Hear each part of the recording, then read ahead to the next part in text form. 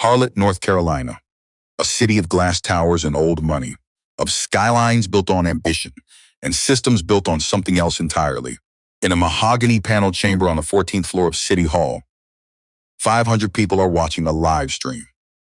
The room smells like leather and power. Two people stand across a polished table that reflects both of them back at themselves. One extends his hand. The other looks at it. 1 second. 2 seconds, she reaches for a pen instead. 3 seconds of silence, broadcast live, witnessed by everyone, challenged by no one. He lowers his hands slowly, sits, eyes on the papers, says nothing. But that night, at exactly 6 in the morning, 31 words will hit every wire service from Charlotte to Wall Street, and $3.1 billion will vanish before the city wakes up. This is the moment that changes everything. The Ford F-100 had a crack in the windshield that Cornelius Webb kept meaning to fix. 2 years of meaning to. Never did, because there was always something more urgent, a bill, a job running late, something that needed the money more than the windshield did. Morning, he wiped the dashboard clean, not because as anyone would see it, not because it mattered to the outcome. He just needed everything to be as right as he could make it. The folder on the seat beside him was tan cardboard with a metal clasp. His name typed on the front tab in the precise, indifferent font of a machine that didn't know what it was carrying. Cornelius Webb Construction LLC. 12 years of work compressed into 41 pages. Safety records, project history. 3 letters from clients who said he was the best contractor they'd ever hired. 3 letters from people who had no power in this city but meant every word they'd written. The boy was asleep in the passenger seat before they hit the highway. Lawson, 9 years old, head against the window, mouth slightly open, one shoe untied because he'd been in too much of a fever hurry, and Cornelius hadn't had the heart to make him stop.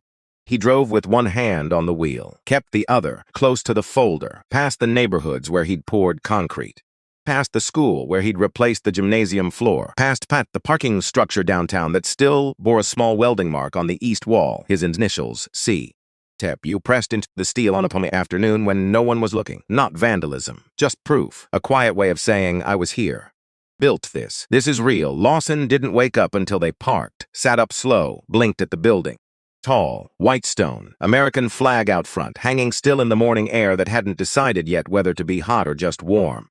What is this place? City Hall, Cornelius said. Come on. He tucked the folder under his arm, took Lawson's hand, walked in. The lobby smelled like floor wax and recycled air, the kind of cold that only exists in government buildings.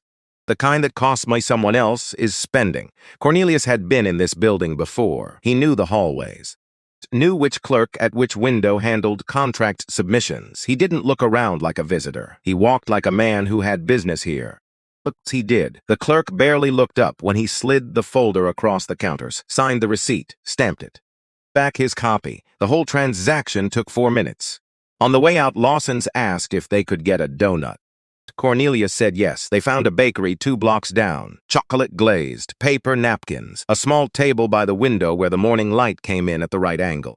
Lawson got chocolate on his chin and didn't notice. Cornelius noticed and didn't say anything, just watched his boy eat. Just sat there in his church on a Tuesday morning in August, folder receipt folded in his breast pocket, and thought, this is how it starts. This is how things change. He believed that. He genuinely believed it. The rejection letter came 13 days later. White envelope.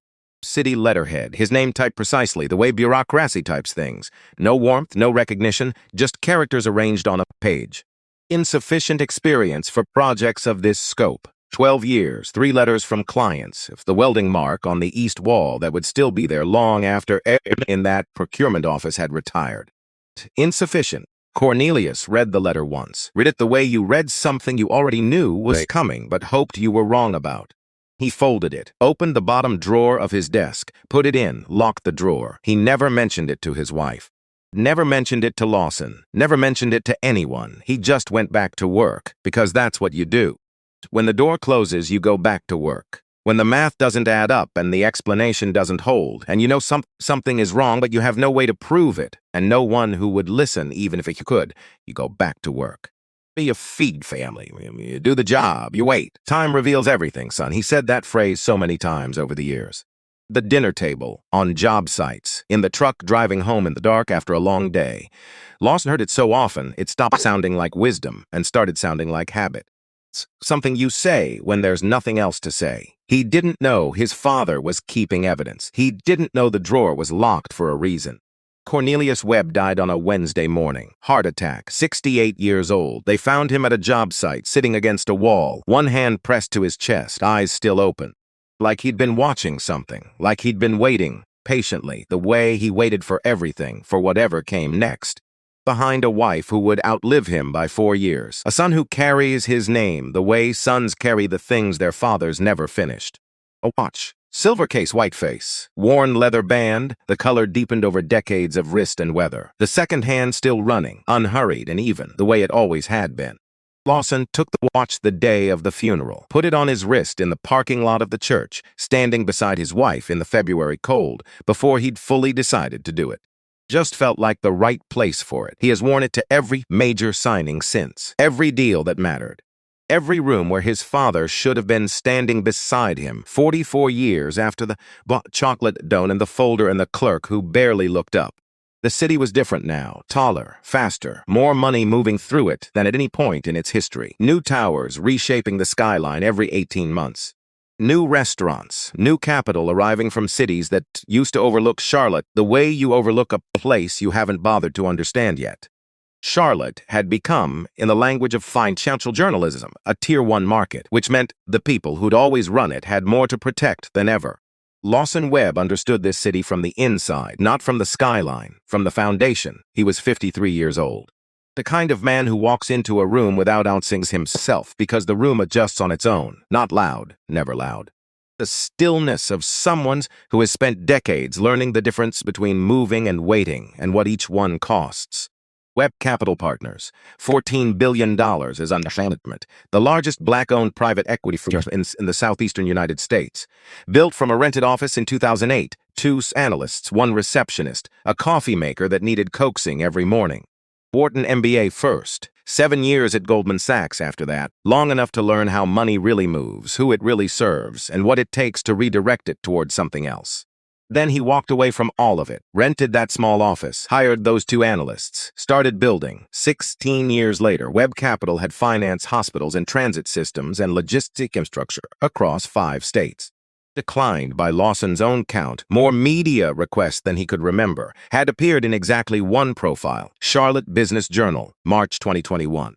Headline: The man who moves money without making noise. He'd clipped it, put it in his desk drawer, never mentioned it to anyone.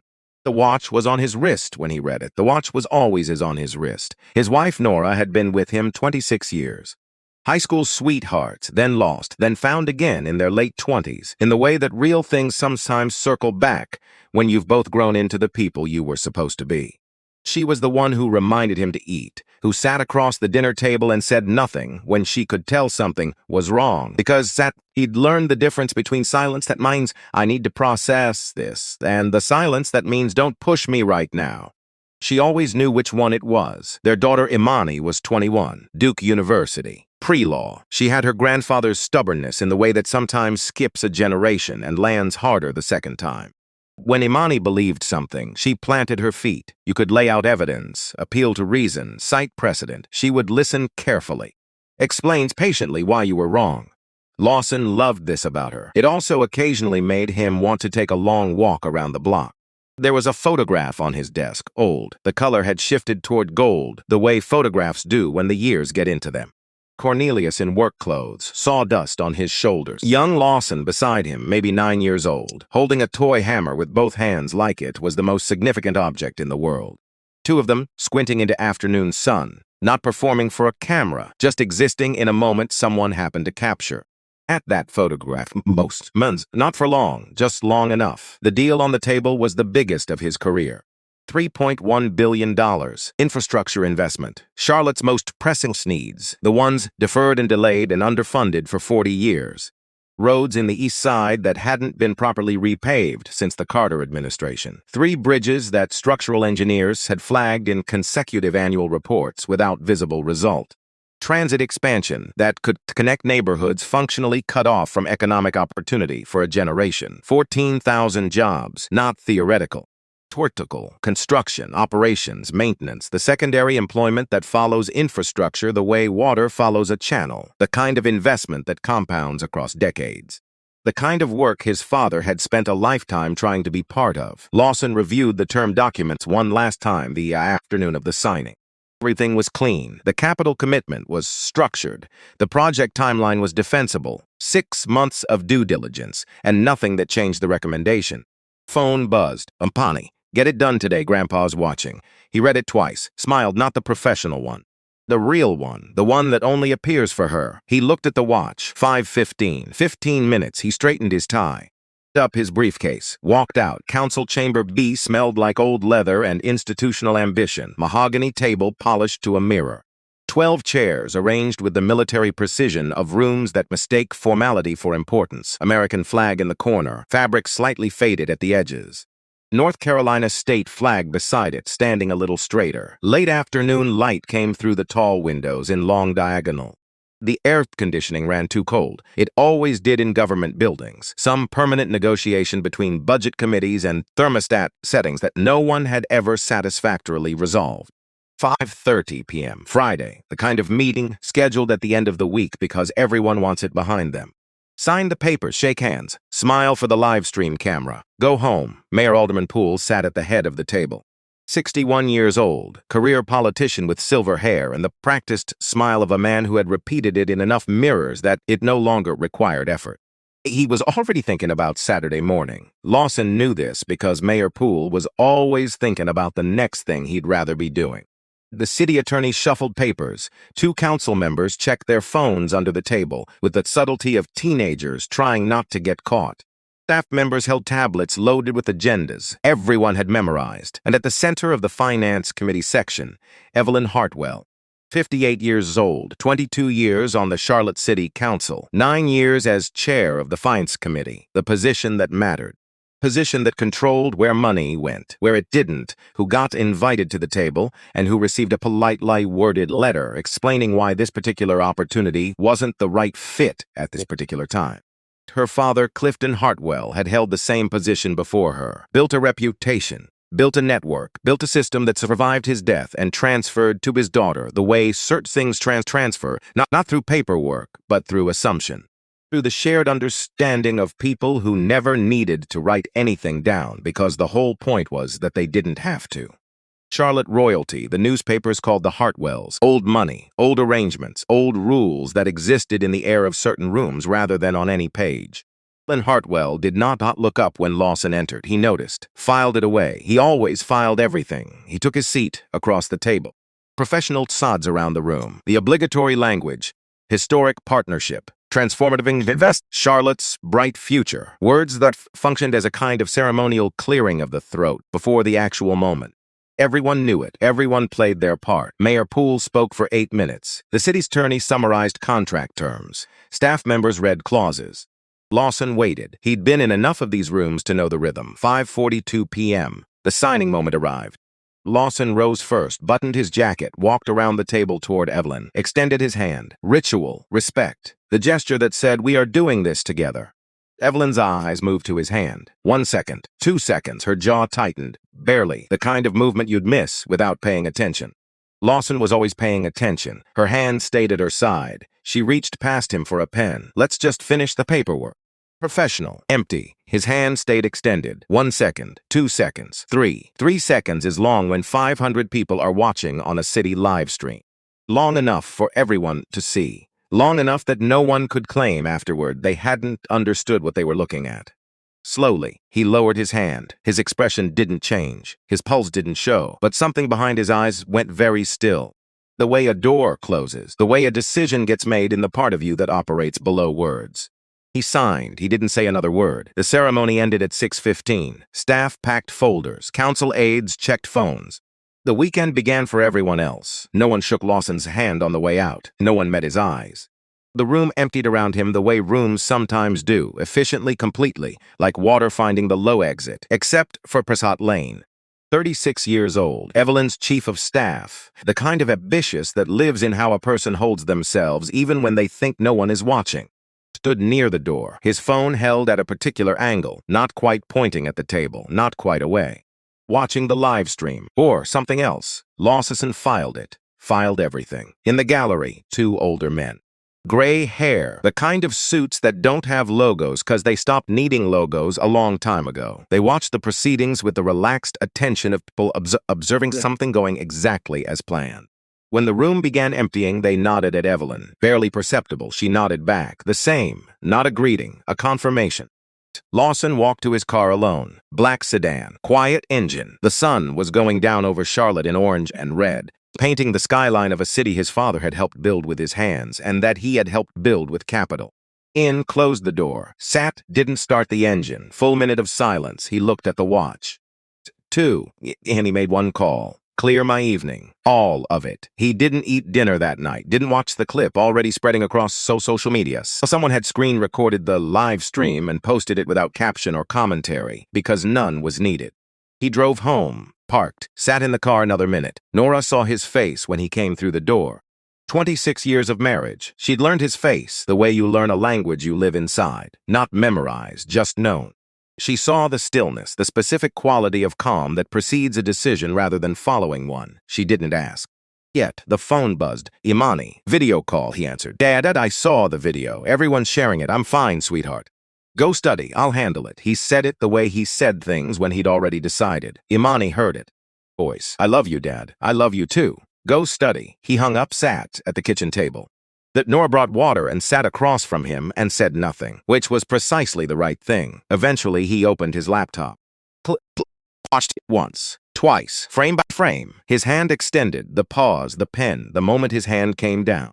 His right hand moved to the watch, thumb working along the worn edge of the leather where his father's wrist had left its mark over 30 years. 10:15, he picked up the phone. Called the board, emergency session, secure line, 7 people who had built something with him. People who understood what was at stake and what was right. 22 minutes. He's explained what happened, what he wanted to do.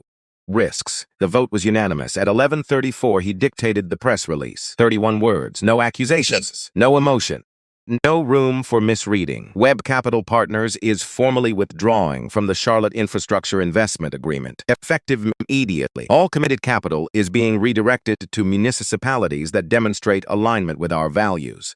Schedule it for 6 a.m., he said. His assistant hesitated. Are you sure? No warning to the city? They didn't warn me either. He looked at the watch. Midnight. Time reveals everything. He said it quietly, the way his father had always said it. But something in how it landed was different now. Less like patience, more like a promise. Charlotte's was when the release entered the system. Newsrooms quiet, social media settling into its overnight murmur. 31 words waiting in a scheduler. Lawson set his alarm for 5:45. He went to bed. He slept. This surprised him later, that he could sleep, but the decision was made. And when the decision is right, and you know it, and you've committed to it completely, there is sometimes a peace that arrives. Happiness, not relief. Just the quiet clarity of a man who knows exactly what comes next. 5:45, he woke. Showered, shaved, put on a full suit navy white shirt, his watch on his wrist. Sat at his desk at 5:55. Coffee untouched, phone in hand, watched the second hand move. 6 o'clock. Send. The press release hit wire services at exactly 6 a.m.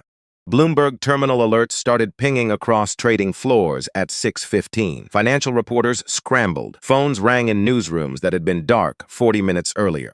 32. The first headline. Webb Capital withdraws from Charlotte infrastructure deal. 1B commitment. Gone. 6:45. Mayor Pool's chief of FUCS saw it on his phone in his kitchen. Called the mayor, Charles. Wake up. We have a problem. What kind of problem? The 3.1 billion kind. 7 a.m. Evelyn Hartwell's alarm went off. Soft chime. She reached for her phone with the automatic ease of a woman who had checked the news every morning for 22 years. 143 missed calls, 340 emails, a CNN banner notification that drained the color from her face before she'd fully sat up. The statement Prescott had spent 3 hours drafting, carefully worded, legally vetted, scheduled for 7 a.m. was already irrelevant. The money was gone. The narrative had moved without her, and 31 words left absolutely no room for the kind of careful reframing she'd been doing her entire career. Read the press release 3 times. This can't be real, but it was. And across the city, in a house with a photograph on the desk, a man stood at his kitchen window and watched the sun come up over Charlotte. The skyline his father helped build with his hands. The skyline he had helped build with capital. He looked at the watch. Today, he thought, not this time. By 9 a.m., the clip had gone national. By 10, economists were calculating what 14,000 jobs meant to a regional economy. By 11, the city's revised budget projection had been photographed, the 3.1 billion line item in red, and was moving online faster than the communications team could respond. Mayor Poole tried to call Lawson directly. Voicemail. Mr. Webb, please call me back. I'm sure there's been a misunderstanding. I'm sure we can work this out. I'm sure. Lawson didn't call back. He sat his kitchen and watched the morning news. Charlotte tried to explain something that didn't need explaining. Nora sat beside him, her hand on his arm. Neither of them spoke. There was nothing to say. Everything that needed saying had been said in 31 words at 6 in the morning. It is simple, Lawson thought. A woman refused to shake a man's hand, and the man refused to pretend it didn't happen. It's what happened. Evelyn Hartwell was not at City Hall that morning. Her office cited health reasons. No one believed it. By noon, she'd been photographed leaving her home, sunglasses, hair undone, moving with the speed of someone who knows every second of visibility has a cost. She got to a car, made a call. Boy, we're going to blame me. Fix this. The voice on the other end belonged to someone who had been fixing things in Charlotte for a long time. Someone whose name wasn't in any headline yet. That was about to change, but neither of them knew it yet. In the locked drawer of a desk in a house where a boy had once watched his father come home, tired with sawdust in his hair, a letter from 1980 waited. Still folded, still locked, still carrying everything it had always carried. The second hand moved forward, as it always had. Charlotte woke up missing $3.1 billion lost, not misplaced, deliberately removed surgically, with 31 words and a 6 a.m. timestamp that hit wire services before the city had finished its first cup of coffee. The spreadsheet said everything the press release didn't need to. One line, 3.1 billion, status column, committed. Then someone opened the file and changed it. Withdrawn, red font. 2 words that represented 14,000 jobs. 2 words that meant bridges still crumbling, transit lines still unbuilt, neighborhoods still cut off from the broader economy by 40 years of deferred investment that would now continue for however long it took to find someone else willing to write a check that size. Anyone would, which was the question nobody in the emergency conference room wanted to say out loud. Mayor Poole's chief of staff had called at 6:45. The mayor was still in bed, in the specific suspended state of someone who had been deeply comfortable 12 seconds ago and was now very much not. Charles, wake up. I'm up, was what it. Check your phone. The silence that followed was the particular silence of someone reading something they cannot fully process. What do you mean withdrawn? I mean it's gone. All of it. Call Evelyn. She's not answering. Call her again. She's not answering, Charles. The line went quiet. And in that quiet, somewhere between 6:45 and 7 a.m. on a Saturday morning in Charlotte, North Carolina, the full consequence of 3 seconds arrived.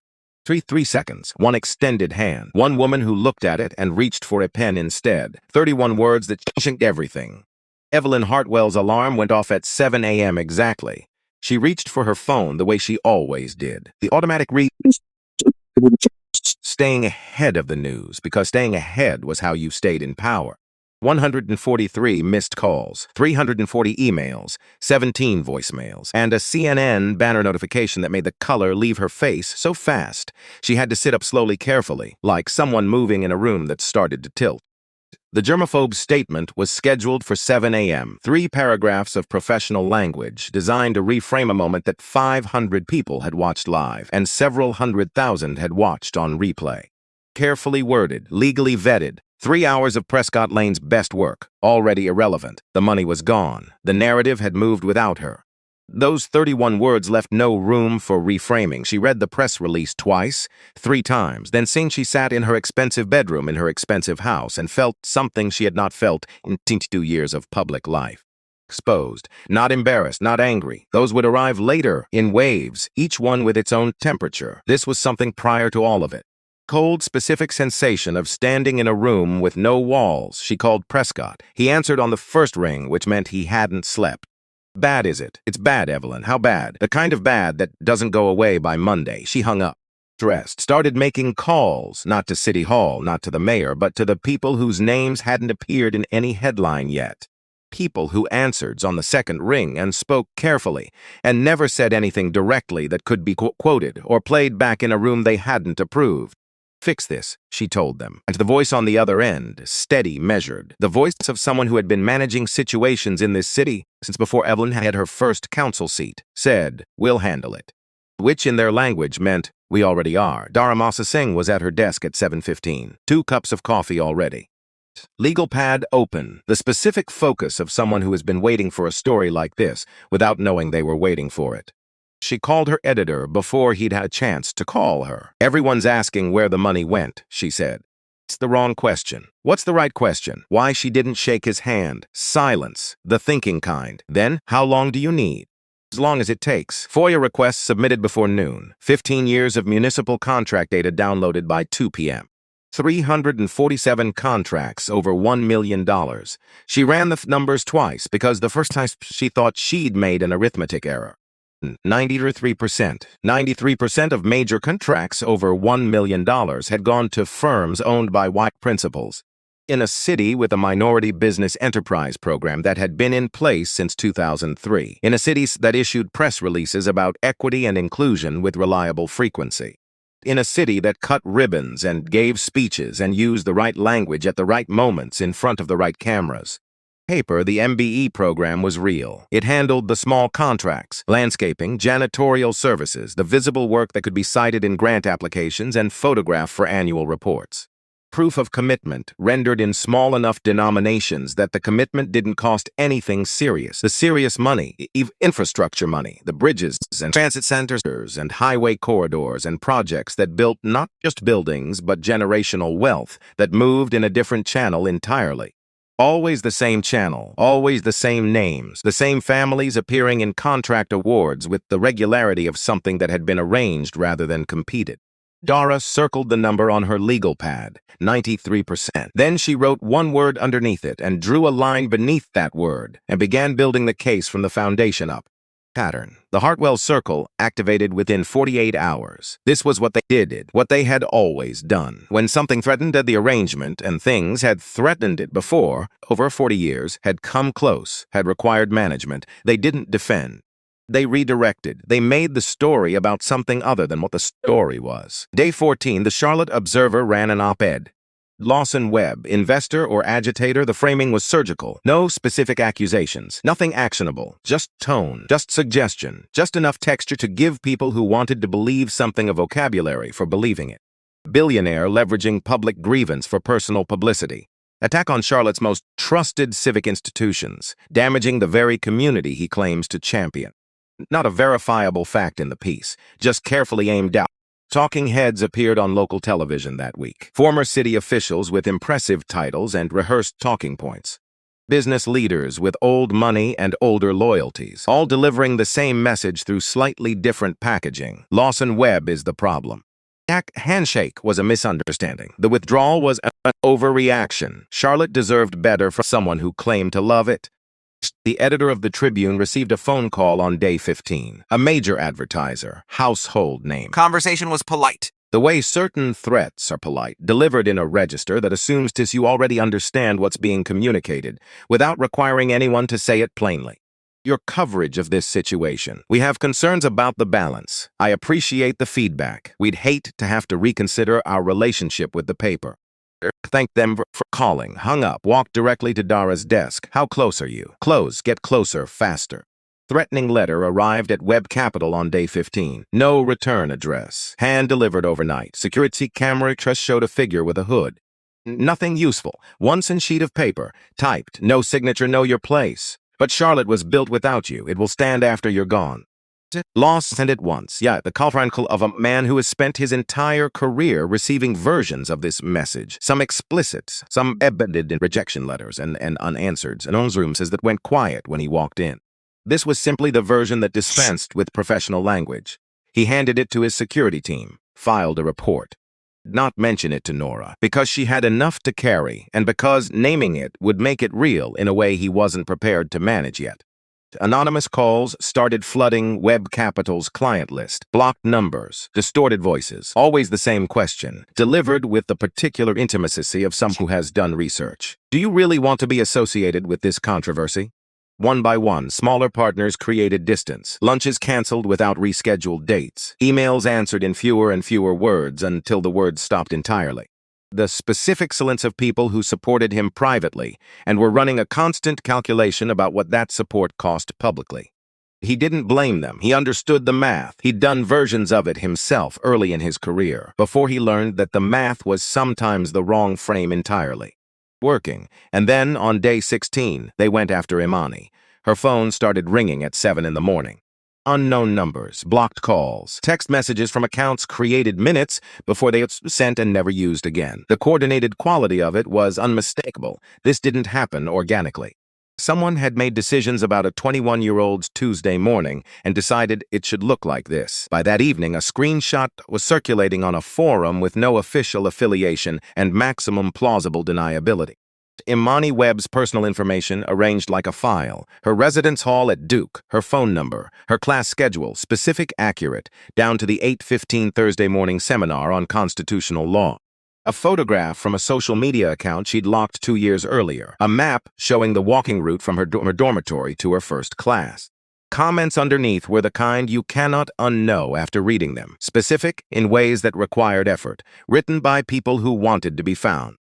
She saw it at 11 p.m., showed her roommate, called campus security, filed a report, sat on the edge of her bed for 40 minutes and did not call her father. Because she knew what he would do, and she wasn't ready for him to stop. Day 18, Tuesday, 8:14 a.m. Imani walked across the north lawn toward the law building. Morning still cool, coffee in one hand, bag over one shoulder, earbuds in with nothing playing, just the habit of them. She noticed the group near the gate before she'd consciously registered that anything was wrong. 6 people, maybe 7, not students. The look was different. No lanyards, no dining hall fatigue, the specific alertness of people who had come somewhere with a purpose. They closed in around her the way a current shifts when something enters the water. Your daddy's got a big mouth for someone who doesn't belong here. She stopped walking, did not run, did not look for an exit. Speed up or slow down or reach for her phone or do any of the things that fear instructs you to do. Turned, faced them, looked at each person in turn, methodically, the way you look at these you intend to remember. Eye contact, one face, then the next, then the next. No hurry, no expression, just looking, holding it. The kind of stillness that is harder to maintain than motion because it requires some most people exhaust in the first 10 seconds. Does he know you're out here all alone? She still didn't speak, just looked, didn't blink, didn't move. Campus security arrived 3 minutes later. Someone nearby had seen and called. Not from the group, not Imani. Someone passing who understood what they were witnessing and did the right thing. Group dispersed with the manufactured callous of people caught doing something that only works when no one is watching. Someone had been watching. Someone's had recorded it. The video spread within hours. 2 distinct reactions online. 2 completely different events depending on which window you looked through. Outrage from one direction, justification from the other. Internet being precisely what it always is. Lawson saw it in his office that evening. Watched it once. And for the first time in this entire fight, through the 3 weeks since a woman had looked at his outstretched and reached for a pen instead, through 31 words and the red font and the letter with no return address, for the first time since any of it began, his hands shook. Visible, not the kind anyone in the room would see, but real, the specific tremor of a man who has held himself contained through everything. Stone stillness and measured response, who just watched his daughter stand in the center of a ring of strangers while the camera rolled and didn't flinch once. The phone down, put both hands flat on his desk, breathed. The call from Dara came the next morning. Lawson, I need to ask you something directly, and I need you to be straight with me. Ask, an audit document has surfaced. One of your subcontractors, Garrison and Sons Construction, labor violations, $1.4 million in unpaid overtime going back 18 months. Majority of affected workers are Black and Latino. The line was quiet. You didn't know, she said. I don't think you knew. I have to ask. I didn't know. They have a statement ready. Evelyn's office. It goes out tomorrow unless something changes. Quiet another moment. Thank you for telling me first. He hung up, sat with it, then called his general counsel, his CFO, and his head of HR. They arrived with legal pads and the vocabulary of damage control. Frameworks, talking points, there's language of organizations that want to look accountable without fully being it. He listened until they finished. Then terminate Garrison today. Set up a compensation fund. Every affected worker gets what they're owed plus 20%. Statement out before evidence drops. No qualifications, no language about industry-wide practices or good faith efforts or systemic complexity. Oh, Lawson, the cost is, I know what the cost is. This could delay 3 active projects, trigger penalty clauses. Clients are going to. Pause, then carefully. This will hurt us badly. Lawson looked at him. Good. It should. He signed the termination order himself, wrote the statement himself, did not run it through 3 rounds of legal softening to find the wording that looked like accountability without the full weight of it. We failed to properly vet a subcontractor. Workers were harmed. That's on us. Here is what we are doing about it. The statement went out that evening. Clean? Specific escape hatches. Evelyn's office released theirs the next morning anyway. Webb lectures Charlotte about values while his own contractors exploit vulnerable workers. The hypocrisy speaks for itself. It didn't land the way they'd expected. Because Webb Capital's statement was already in the conversation. Because people had read 2 documents side by side. One that acknowledged failure and described specific remediation. One that used failure as a weapon and formed their own conclusions about which organization understood the difference. Hartwell Circle had anticipated a scandal. They received a lesson in accountability instead, which made them angrier and considerably more dangerous. 30 p.m. Lawson Webb sat alone in his home office. Nora had gone to bed. He'd told her not to wait up. She was waiting up. He knew it the way you know things about someone after 26 years. Not from evidence, but from the accumulated understanding of a person you've lived alongside long enough that their patterns live in you, too. Told her to sleep. She was awake. He didn't go to her yet. The room was quiet in the way houses are quiet late at night. Not silent, but settled. The kind of quiet that makes you aware of how loud you've been thinking. Cornelius's watch was on the desk in front of him, not on his wrist. There, face up, second hand, moving forward the way it always moved. Indifferent, patient, counting. The photograph. His father in work clothes, sawdust on his shoulders. Young Lawson with both hands around a toy hammer. 44 years since that picture was taken, and the man in work clothes was gone, and the boy was 53, and sitting in a room at 11:30 at night, wondering whether the fight he'd started was worth what it was costing.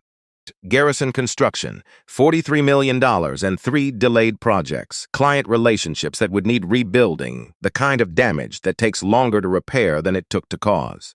Imani still in the crosshairs, partners still measuring the cost of proximity, allies still calibrating in the direction of distance. And for the first time, standing in the middle of all of it, in his own house, late at night, with his father's watch counting forward on the desk, he thought about settling. Finding a quiet path through that ended the exposure without ending everything else, about what it might sort of simply stop.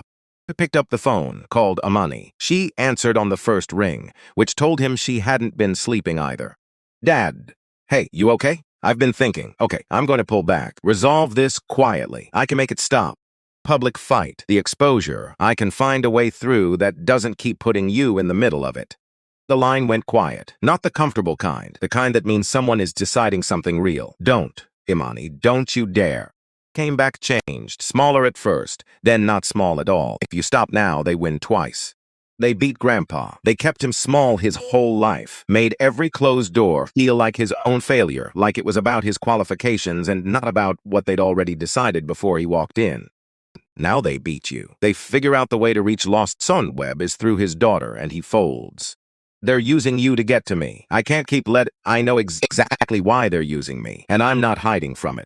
Pause. He heard her breathe. Steady, then steadier. We're Webb's, Dad. We don't break, we don't fold, we don't run. It's not something you told me once. That's something you showed me every single time. Every room you walked into. Deal you built. Every morning you put on that watch and went back to work. Imani, Grandpa didn't raise you to quit. He raised you to outlast. And you didn't raise me to watch you forget that. He couldn't speak. Something's in his chest was doing something unexpected. Tightening the way things tighten when love and grief and pride all arrive at once, and there isn't room for all of them. Finish it. For him, for me, for every family they're going to do this to after us if nobody stops them now. Because they will, Dad, they will keep doing it, and those families won't have what we have. A beat. What do we have? Her voice was quiet, certain each other and the truth, and the watch on that desk that's still running. He looked at it. Second hand, moving forward, unhurried, carrying whatever it had always carried. Okay, he said, promise me. I promised, she exhaled. The specific exhale of someone who has been holding something a long time and just set it down. I love you, Dad.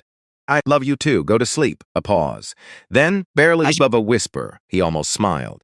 Almost. He picked up the watch, turned it over once as in his hands, the worn leather, the weight of it, the warmth it took from you, and returned. He put it on his wrist. Okay, he said again, to the room, to the photograph, to whoever was listening. We keep going. Dara Mossosing spent the following week in the basement of City Hall, not the official archive, the real one. Actual basement where records lived in cardboard boxes, stacked ceiling to floor, organized by a system that had made sense to whoever designed it in 1974 and to no one since. Fluorescent lighting, no windows, the smell of old paper and municipal indifference. She wore the same cardigan 3 days running. Brought her own thermos, told the archive clerk she'd need extended access, and watched his faces move through several calculations before settling on tolerance. She wasn't looking for a specific document. She was looking for the thing underneath the pattern, the individual decision that showed you the pattern wasn't accidental. The moment where the system stopped being a system and became a choice, made by a person, in a room. With full knowledge of what they were doing, contract records from the late 70s, the 80s, bids of submissions, award decisions. Rejection letters, the paperwork of 1,000 small defeats, each one filed and stamped and preserved by a bureaucracy that generates records the way rivers generate sediment, without intention, without conscience, just accumulation. She was on her 4th box from 1979 when she found the folder from August 1980. Elementary school construction, East Charlotte. Budget just over $2 million. Real money then, the kind of project that built reputations, that led to other projects, that changed what was possible for a small firm trying to grow in a city that kept its gates carefully managed. Read the evaluation scores first. The rejected bidder had strong numbers across every category. Experience, documented and solid. Safety record, clean. References, 3 letters, each one specific and substantive. Pricing, competitive within the published range. The rejection letter was 2 paragraphs. The second one read, insufficient experience for projects of this scope. She looked back at the evaluation, 12 years in the industry. Multiple completed projects of comparable scale. 3 detailed letters from clients who had named specific work and specific outcomes. Insufficient. She looked at the company name on the submission, Cornelius Webb's Construction LLC. Read it twice, a 3rd time. Then she looked at the signature on the rejection letter. Finance Committee Chair, the position that approved or rejected bids above a certain threshold. The position Evelyn Hartwell currently held. The position her father had held before her. Clifton Hartwell, father to Twador, signature to refusals. 1 generation passing a system to the next. She see certain things get passed, not through documents, but through assumption. Through the inherited certainty of people who had never had reason to question whether the arrangement was right because the arrangement had always worked for them. Dara sat in that fluorescent basement for a long time, just sat with it, with what it meant, with the specific weight of a document that connected a 44-year-old locked drawer to a 3-second moment in a room full of cameras and 500 people watching. She called Lawson, her voice of someone carrying something that belongs to someone else and knows it. Lawson, I need to show you something. It's about your father. They met that evening. His office, no staff, no cameras. 2 people and 1 piece of paper on a desk between them. She slid the letter across. He picked it up. City letterhead, his father's company name, typed in the specific font of a government document from 1980. The letters slightly uneven where the typewriter keys had worn. The signature at the bottom. He held it for a long time, didn't speak. His thumbs moved to the edge of the paper where the ink had faded. Most place where 44 years of being folded and locked away had left their mark. Then he looked at the watch. The one Cornelius had been wearing. Almost certainly on the August morning in 1980 when he drove downtown with a folder and 12 years of honest work, and a boy asleep in the passenger seat with 1 shoe untied. Time reveals everything. His voice was quiet, not performing the words, just saying them the way you say something when you finally understand what it means. That his whole life. Every time a bid didn't come through. Every time something didn't add up and there was no explanation that held. He'd just shrug, he'd say it and move on. I heard it so many times I stopped hearing it. He set the letter down. Push it away. Just set it down with the care you give things that have waited a long time to be handled properly. I never understood what he meant, not really. A long pause. The kind that holds more than silence until right now. Outside, Charlotte was doing what cities do at night, continuing without pause or acknowledgement of what had just shifted inside one office, under one desk lamp throwing yellow light across a 44-year-old piece of paper with a dead man's signature on it. Second's hand moved forward, counting toward a morning that Charlotte did not yet know was coming, but it was already coming. Been coming for 44 years. 37 business owners put their names on a piece of paper, not anonymously, through a spokesperson's, not through organizational statements worded carefully enough to be walked back if the temperature changed. Their names. Companies, their livelihoods stacked behind two sentences that said exactly what they meant and nothing more. We stand with Lawson Webb. Fight is our fight. Patricia Owens had known this city for 40 years, had watched it reward certain people and overlook others with a consistencies that stopped looking like coincidence somewhere around the end of the first decade.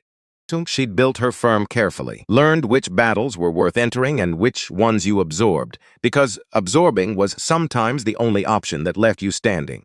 Taught her employees the same calculus, but something had shifted in that conference room on day 25. She felt it before the vote was called.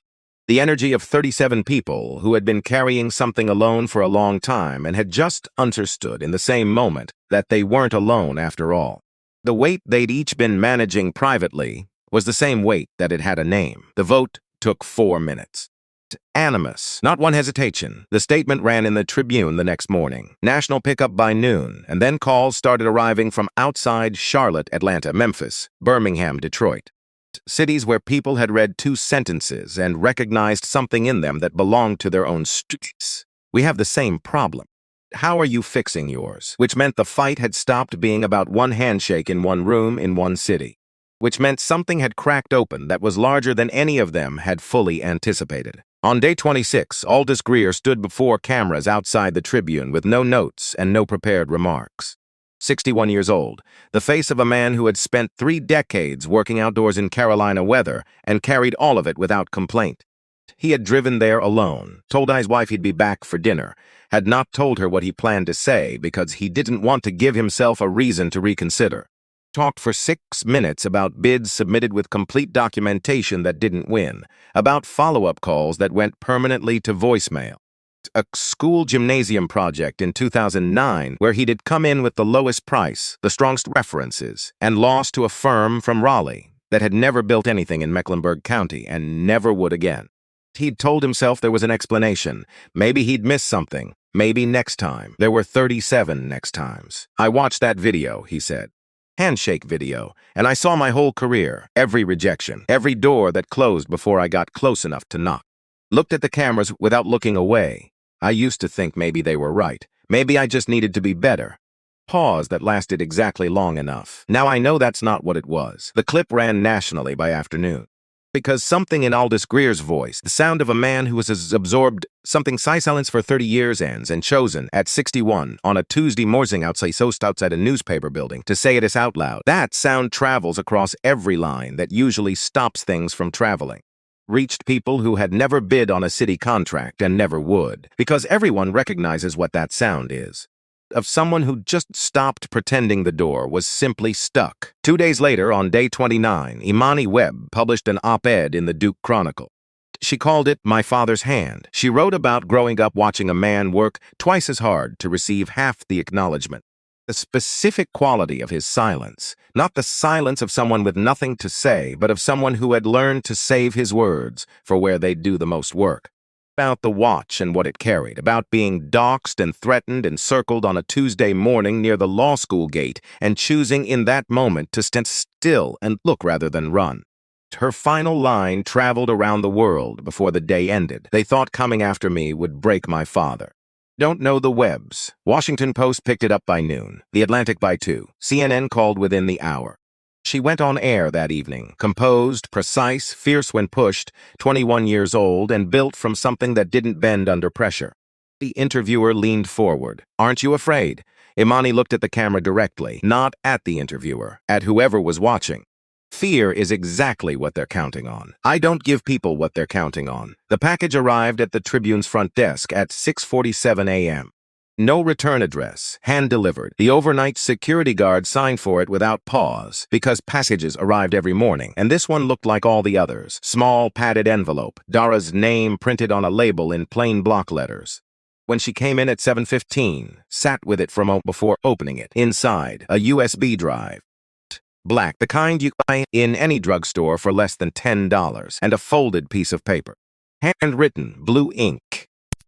Deliberate letter. The writing of someone who had thought about each word before committing it. She said it herself. Everything. I can't carry this anymore. That was all. No name, no return address, no further explanation. Dara looked at the USB for a long moment. The specific pause before you open something you understand will change the shape of everything you're working on. Second of not knowing. Then she plugged it in. One file. Audio. 9 minutes 47 seconds. File creation date stamped March 2023. 13 months before the handshake. 13 months before the live stream. 13 months before the 31 words. She pressed play. Evelyn Hartwell's filled the room. Unmistakable. That precise register, authority, ease, the tone of a woman who had spent 22 years being the person other people waited for before they spoke. A meeting. Multiple voices in the background, slightly less distinct. The Hartwell Circle, though no one used that name. They were discussing a web capital bid on a transit project from the previous year. The bid that had been rejected without explanation. The one Dara had flagged in her spreadsheet, because the numbers were solid and the track record was clean and there was no visible reason for the outcome. Male voice, slightly uncomfortable. Webb's numbers are solid. The firm has the capacity. It's going to be hard to justify rejecting this one. No pause, no hesitation. I'm not putting city money into the hands of people like that. Find another bidder. Someone we can actually work with. Male voice again. More careful now. Evelyn, be careful how you. This is Charlotte. My father's Charlotte. People like that can run their small businesses, take their small contracts, cut their ribbons, but the serious money stays where it belongs. With families who built this city, not with someone like a pause. Not with someone like him. The contempt lived in that pause. Performed, not manufactured for effect. The casual certainty of a woman speaking in a room where everyone already shared her assumptions so completely that nothing required explanation or disguise. 9 minutes and 47 seconds continued. Scores discussed by name. Specific adjustments described in operational language. The vocabulary of people who had done this many times and had developed a working shorthand for it. Outcomes that had been decided in private being managed backward into documentation that would survive any individual audit, because the system had been constructed specifically and deliberately to absorb scrutiny at the individual level while remaining intact at the structural one. At one point. Easy. Relaxed the laughter of people who are comfortable, who are among others, who share their assumptions, who have never had reason, in 40 years of doing this, to imagine that a room they considered private was anything other than private. The same envelope contained documents, financial records, shell company registrations, bank transfers across 3 decades, 40 years worth of receipts, a taper skeleton of an arrangement that had survived administrations and investigations and the normal turnover of public life because it had been built to survive exactly those things. Someone inside had decided they couldn't carry it anymore. Dara called the audio forensics team in New York at 8 a.m. The local option, the best available. She needed this beyond question. They worked through the night. She stayed in the office. Vending machine food. Drank coffee that stopped tasting like anything around midnight. The results came back at 4 a.m. Detected no splices, no discontinuities in ambient sound, no signs of digital manipulation at any point in the 9 minutes and 47 seconds. Recording was exactly what it appeared to be, a woman's voice, in a room she believed was private, saying what she actually thought in the language she actually used, to people she trusted completely. Preserved by someone who had been in that room and had decided 13 months later that they could no longer be the only one who knew. Dara called her editor at 4:30 a.m. I need legal to clear this tonight, whatever it takes. How solid? Solid enough I'm calling you at 4:30. 3 seconds of silence. I'll make the calls. The story published at 6 a.m. Front page, website. The audio clips embedded directly in the text. Not described, not paraphrased, not filtered through anyone's interpretation. Her voice, her words, her cadence, her certainty, speaking in a room she believed was sealed, about who belonged at Charlotte's table and how to ensure the distinction held across decades. Charlotte read it over breakfast. Then the rest of the country read it. Then the rest of the country listened. Evelyn's response came within 3 hours. Prepared statement, legal letterhead. This recording has been doctored and taken wildly out of context. This is a coordinated attack on Charlotte's most respected civic leadership by those with a personal and political agenda. The Hartwell Circle released a joint statement through their PR firm. Same language, almost identical phrasing, the kind of similarity that tells you exactly who drafted both, but the voice was hers. Documents were verified, and the public had been watching for 5 weeks, reading, forming conclusions from the accumulation of everything that had come before this moment. Handshake, the 31 words, the op-ed, the 37 signatures, Aldous Greer on the steps of the Tribune with 30 years of patience running out. Joint denial landed in a city that had already decided. Lawson listened to the recording once, alone, his office. Door closed. 9 minutes 47 seconds of a woman's voice telling a room full of comfortable people that his father's Charlotte was not his father's Charlotte. People like his father could have the small contracts, the ribbon cuttings, the photographs that proved the program existed on paper. But that's serious money, not with someone like him. He didn't play it again. Once was enough. He knew everything that needed knowing. The watch. The same watch Cornelius had worn in August 1980 when he drove downtown with a folder and 12 years of document experience and was told, in 2 paragraphs on city letterhead, that it wasn't enough. The same watch he wore every day after that, through every bit, every morning and every evening of a life spent building things that still stood in this city, whether the city acknowledged them or not. Time reveals everything. His spokesperson issued 11 words. The truth has a way of surfacing. We look forward to the city's next steps. No press conference, no additional comment, no elaboration, the 31 words, then the 11. He had always known how to say everything with very little.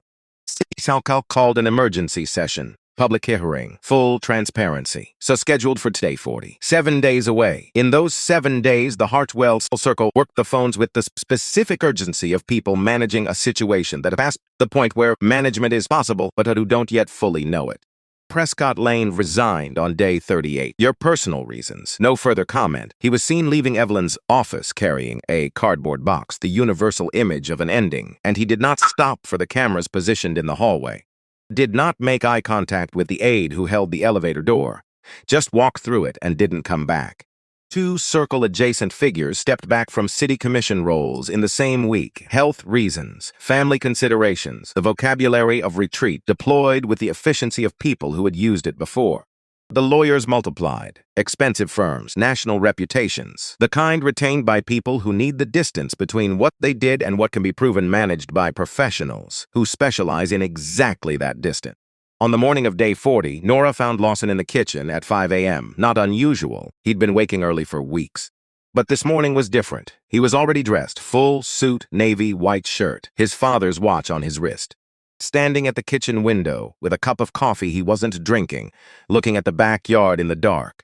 She looked at him for a moment. Then she went to the drawer near the refrigerator, the one where important things lived, too significant for the filing cabinet, but too precious to lose. She took out an envelope, small cream-colored, edges softened with age. She'd been holding it for 5 years, waiting without knowing exactly what she was waiting for. She held it a moment before she handed it to him. I found this when I was going through his things.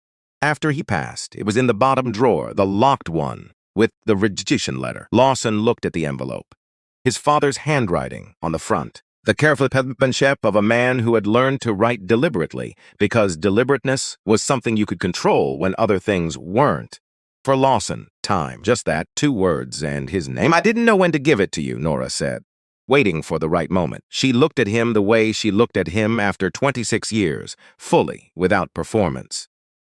This is it. He took the envelope, sat at the kitchen table, the same table where he sat weeks ago watching the morning news while she put her hand on his arm and neither of them needed words. He opened it carefully. 1 sheet of paper, folded twice. The handwriting smaller than usual, more deliberate. The writing of someone who had been composing this for a long time before committing it to paper. Son, if reading this, something happened that needed you to find it. I kept that rejection letter all these years, not out of bitterness. Kept it because I knew some say it would mean something more than it meant to me. I never had the power to change what they built. The system, the arrangements, the way the money moved and who it moved to and who it never reached. I saw it clearly for 30 years and I couldn't do anything about it except work. Keep working. Do the job right. Feed the family. Wait, but I believed you would have the power. I don't know how. Don't know when. I just believed it the way I believed in other things I couldn't prove. Don't fight out of anger. Anger burns fast and leaves you empty. Fight because it's right. Fight because the people who come after you deserve a city that tells the truth about itself. And when you win, and I know you will, build something better than what they had, not just better rules. Better values, better reasons for doing things. That's the only thing that actually lasts. Time reveals everything. Now it's your turn. Love, Dad. Lawson read it once, then again, then he folded it exactly as it had been folded. Put it in the breast pocket of his suit, the left side, over his heart, where a letter from a man who had been gone 5 years could still be warm. He stood up, straightened his jacket, looked at the watch. Nora was still at the table, looking at him. He didn't have words for what he was carrying right now. She didn't need him to. 26 years had made them fluent in the language that exists before language, the one that doesn't require sentences because the understanding runs deeper than sentences reach. Once, she nodded back. Time to go. Same room, same mahogany table, polished to the same mirror finish. Same tall windows, throwing the same long diagonals across the same hardwood floor. Same American flag in the corner. Same North Carolina state flag slightly straighter beside it. Not the same, not remotely, because the last time this room held a live stream, 500 people watched a signing ceremony on a Friday afternoon. A formality before the weekend, a box on a calendar. This time, 55,000 people were watching before the session opened. Nash credentialed and in position, security doubled, then tripled. Overflow crowd extending from the hallway into the building's main entrance. People who had driven from other cities, who had taken the morning off work, who needed to be present for this in a way they couldn't fully articulate, but felt with the certainty of something long overdue. Lawson sat in the third row, Nora on his left, Amani on his right, and in his breast pocket over his heart, folded twice the way it had been folded for 5 years in a locked drawer, Cornelius. Hartwell sat at the witness table, expensive suit, careful composure, her attorney beside her with a legal pad that would see significant use. 3 circle members were visible in the gallery, the other 2 absent, represented by counsel, the specific calculation of people managing how much of themselves they were willing to have on record in this room. Came to seem in sequence. Vernon Stills took the stand first, 55 years old, the face of a man who had carried something for 23 years and looked like it, not broken, but bearing the particular weight of someone who had stayed quiet through things that required a great deal of effort to stay quiet through. At the witness table, like someone who had finally set down a bag they'd been carrying, so long they'd forgotten it was heavy. For 40 minutes. Names, dates, amounts. The specific operational mechanics of how scores were adjusted after submission, not dramatically, just enough. How evaluation criteria shifted retroactively to produce outcomes that had been decided before the bids arrived. How official documentation was constructed to make private decisions look like the result of legitimate process, because the system had been built specifically to make that construction possible.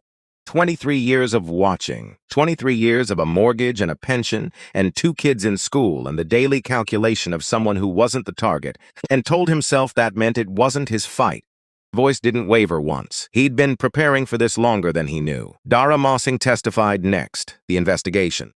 The FOIA returns, the 347 contracts and 15 years of municipal spending, and the number at the center of it all, 93%, that she walked the council through with the methodical patience of someone who had spent weeks in a Florence basement making sure every figure was exact. The audio played in full, 9 minutes 47 seconds of Evelyn Hartwell's voice in the chamber, not clipped, not excerpted, all of it. From the first word to the last, laughed to the pause before not with someone like him.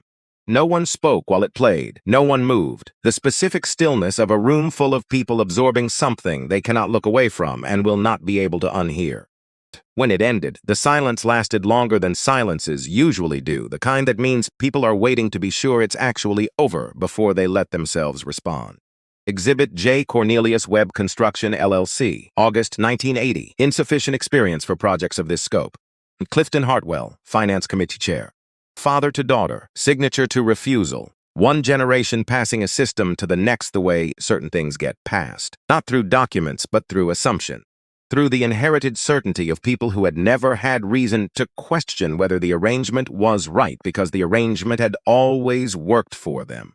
The gallery was silent when it was entered into evidence. It's the kind of silence that means people are understanding something larger than the document itself. Something about duration, about what 44 years of a locked drawer actually means. Aldous Greer testified, 2 other business owners. 30 years, 26 years, careers built against a current that looked, from a distance, like the normal friction of a competitive market. Looked up close like something else entirely. Evelyn's attorney objected 17 times across the morning, overruled. The 17th objected without specifying grounds. Council chair looked at him for a moment, then looked away, which was its own kind of answer. Evelyn was invited to make a final statement before the vote. She spoke for 11 minutes. Sentence had been prepared and rehearsed. The framing, witch hunt. The characterization, billionaire with a grievance. 22 years of public service, her father's legacy, the complexity of governance, the danger of reducing civic history to simple narratives. She didn't apologize, didn't explain the recording, didn't say Cornelius Webb's name. She sat down. The council chair called the first vote. Removal from the finance committee chair and all associated leadership positions. 4 minutes of counting. Then the result, 6-5. But sensible. The gallery reacted before anyone could prevent it. Not quite a shout, not quite a gasp. Something between them, the involuntary vocal expression of a room that had been expecting one thing and received another. Someone did shout. Security moved through the rows. Lawson's face didn't change, but his hand found Nora's beneath the armrest, and his grip tightened in a way that said what his expression wouldn't. Amani leaned close, her voice barely above a breath. It's not over. A procedural challenge from the floor. Council member requesting a formal recount. 1 vote had been unclear. Recorded incorrectly. The request was seconded immediately.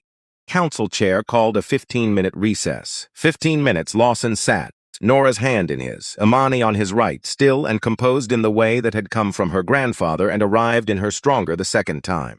Gallery murmured at low volume. Reporters typed. Cameras held position. The overhead lights hummed with the steady indifference of infrastructure that doesn't know what it's illuminating. He looked at the watch, not for the time, just for the watch. For what it carried and what it had always carried, the weight of a man in work clothes who drove a Ford F-100 to City Hall in August 1980 and believed genuinely and completely that the right documents and the right work and the right approach would produce a fair result. Second hand moved forward, as it always had. In the gallery, something shifted. The 3 circle members exchanged a look. Brief, almost nothing. The kind of communication between people who have known each other long enough that a glance carries the weight of a conversation. A decision being transmitted without words. Evelyn saw it from the witness table. She'd been watching them the way you watch the people who hold the ropes you depend on. She saw the look pass between them, understood it the way you understand the specific language of an arrangement you've lived inside for 2 decades. They were going to let her fall. If the vote went against her, they would manage their exposure, position her as an individual actor. The one who went too far, the one who made it personal, in ways they had never sanctioned. They would cooperate with investigators in the carefully calibrated way that protected the architecture while offering up the visible piece of it. They would be very sorry about what Evelyn had done. She understood all of this in the time it took to watch one look pass between 3 men in expensive suits in the gallery of the room where she had exercised power for 9 years. Her face changed. Fear moved through it first, fast, and then gone, and then something harder arrived in its place. Something that had been building, maybe, since before this morning. Since the moment she read 31 words on her phone at 7 a.m. with her hands shaking. The recess ended. The council chair called the session back to order. Miss Hartwell, do you have any final statement before we proceed to the recount? Evelyn stood. Her attorney put a hand on her arm. She looked at the hand, then looked at him with the expression of someone who has just made an irreversible decision. She stepped away from the table. Yes, I have something to say. The room went still. The specific stillness of people who understand they are about to hear something that cannot be taken back. She turned toward the gallery, toward the 3 men who had just decided she was expendable. You want to know who controls this city? I'll tell you. She said the names, one by one, not rushing, not performing, just delivering with the flat precision of someone clearing out a room they're done with. The circle, named in full. The arrangements, described in operational detail. The meetings, the payments, the mechanics of a system that had operated continuously for 40 years because it had built to survive scrutiny by distributing itself across enough individuals and enough layers that no single point of examination could see the whole. She described all of it. My father built this. I inherited it. I maintained it. And I am done protecting people who decided I was the price of their survival before this recess was over. She sat down. The chamber came apart. 3 gallery members were escorted out with significant effort. 2 attorneys were on their feet simultaneously. Council chair gavelled with the sustained energy of someone who had given up on subtlety and was now focused exclusively on restoring basic operational order. Took 4 minutes to get the room quiet. Then the recount. The room held its breath in the specific way that rooms hold breath. Not a performance, just the involuntary collective response of people who understand that what comes next cannot be undone. 9-2, removal from all positions on the Charlotte City Council, effective immediately. The second vote, 8-3. Criminal referral to the district attorney for Evelyn Hartwell and 3 named circle members. The gavel came down. Lawson didn't move. Didn't speak, didn't change expression. Just sat in the 3rd row with his father's letter over his heart and his father's watch on his wrist. Imani took his hand. She didn't say anything, just took his hand the way you take someone's hand, when words would only get in the way of what needs to be felt. He looked at her, this girl, this 21-year-old with her grandfather's eyes and her grandfather's refusal to be moved by things that were designed to move her. 30 more years ahead of her to build whatever she decided to build, in a city that was going to be, starting today, a little more honest about what it was and what it had been. He held her hand and looked at the watch. The second hand moved, unhurried, forward. The way it always had, through everything, through August 1980 and the fluorescent lobby and the clerk who barely looked up, through 30 years on Cornelius Webb's wrist and 5 years in a locked drawer, and every morning since Lawson had put it on and walked into rooms that weren't always ready for him, but had to reckon with him anyway. Just moving, just counting. The way time always moves, whether you're watching or not. The days that followed had the quality of aftermath, not quiet after storms, but the spell so sprickle that has been permanently rearranged and is only beginning to understand its new shape. Only 45, the Charlotte City Council voted on the contract reform ordinances, unanimous, not a single abstention, blind bid reviews, diverse oversight panels, mandatory public audits on every contract above $250,000, whistleblower protections with genuine legal teeth. Required disclosure of family relationships between city officials and bidding firms going back 3 generations. The bill was named before the vote was called. Councilmember Davis moved it, seconded before he'd finished speaking. The Cornelius Webb Fair Contracting Act. Lawson hadn't asked for that. As suggested it, hadn't known it was being discussed until Davis called him the evening before. He'd been quiet on the phone. Thank you. That was all. But Davis heard what lived inside those 2 words and understood that sometimes 2 words are the whole of it. Evelyn Hartwell resigned the following morning. A single statement through her attorney. Then silence. Her house went on the market within the week. The listing described it, with the particular selective memory of real estate language, as a historic Charlotte property, which was accurate. In its way, 3 circle members were under active criminal investigation, assets frozen, the lawyers billing at rates that were themselves a kind of statement of people pay when they know exactly what they're defending against.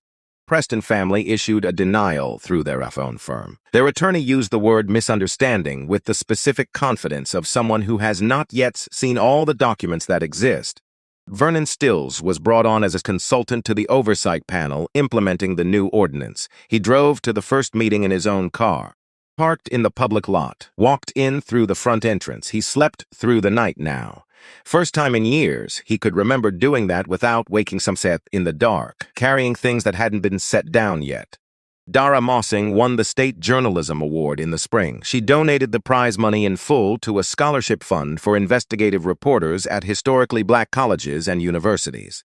She did not give a speech at the ceremony, just stood up, said thank you clearly, sat down, and went back to the 3 other stories she was working on.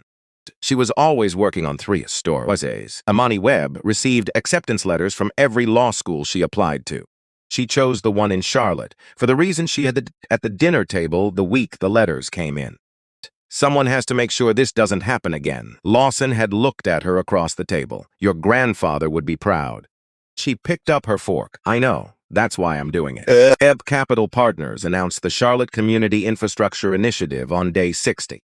$3.1 billion, the same amount redirected not through the city's traditional contracting channels, but through the newly established independent oversight body governed by the ordinance. Transparent bid process, blind review, public audit at every stage. The roads would be repaved, the bridges repaired, the transit lines built, 14,000 jobs. The neighborhoods that had been waiting 40 years would not wait any longer.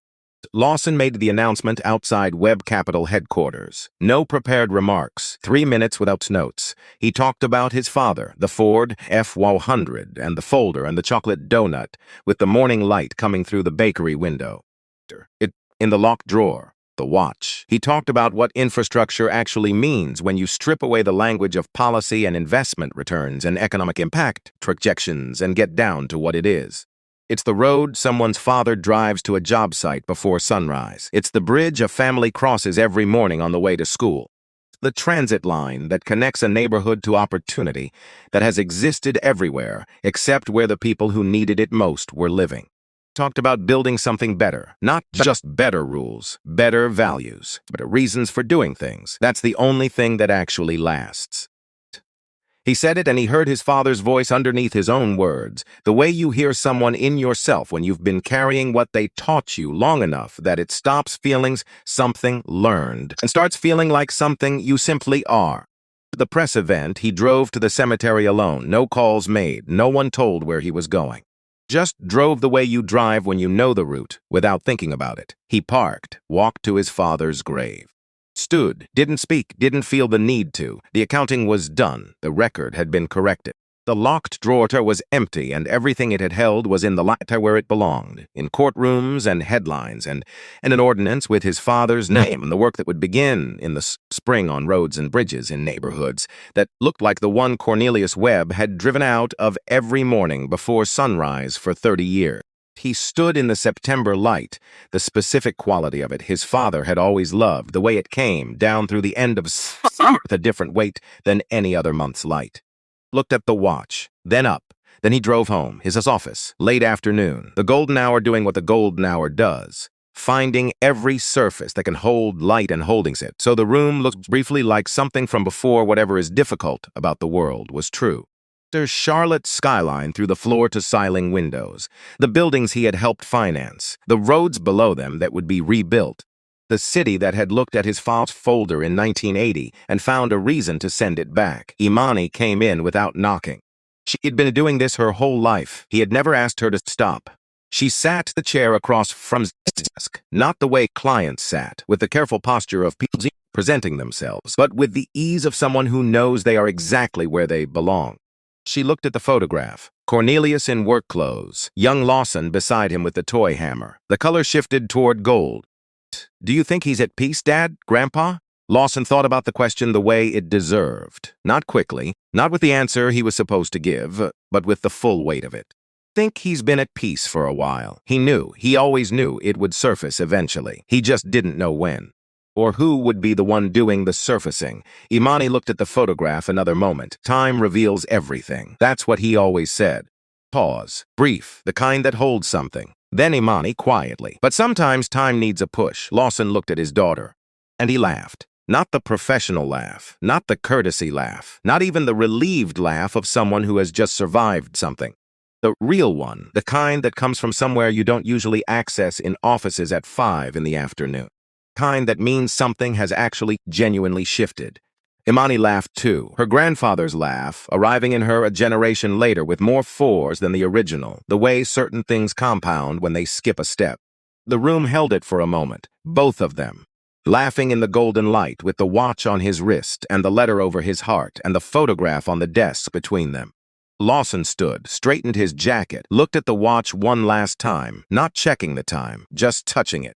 The worn leather, the weight of it, some fights you fight for yourself. He looked at Imani, at the bag on her shoulder that held textbooks for a law degree she would use to make it harder for the next Cornelius Webb to lose a bid he should have won. Some fights you fight so the next generation doesn't have to start from the same place you did. Imani slung the bag higher on her shoulder. She was already fighting, had been fighting, would be fighting long after. This particular chapter was filed away and cited and built into the foundation of something Charlotte hadn't been yet, but was becoming. Was enough. That was more than enough. The second hand moved, steady, forward, carrying whatever it had always carried, the weight of a Tuesday morning in August 1980, and a man in a clean shirt and a boy with chocolate on his chin and 12 years of honest work and the belief, quiet and absolute, that the accounting would come. Accounting had come, and now, finally, completely it had.